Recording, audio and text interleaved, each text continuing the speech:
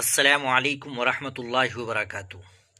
ناظرین کرام، کیا آپ جانتے ہیں کہ اتراکھنڈ میں ایک نیا قانون لاگو ہوا ہے جس کا نام ہے دیو بھومی پریوار قانون۔ اب ریاست کے ہر خاندان کی ایک الگ فیملی آئی ڈی بنے گی، لیکن اس قانون میں 3 باتیں بہت خاص ہے۔ نمبر 1، گھر کی مکھیا۔ اب سے گھر کے مرد نہیں بلکہ گھر کی سب سے بڑی خاتون یعنی عمر 18 سال یا اس سے زیادہ گھر کی سربراہ یعنی مکھیا کہلائے گی۔ دوسری بات، کون ہے یہاں کا رہائشی؟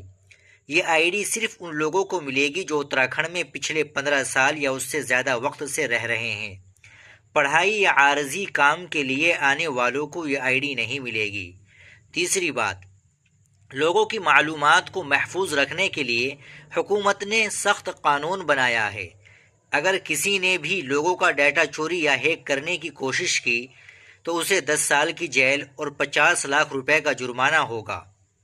حکومت کا کہنا ہے کہ اس آئی ڈی سے سرکاری اسکیموں کا پیسہ سیدھا ضرورت مندوں تک پہنچے گا اور دھوکہ دہی ختم ہوگی۔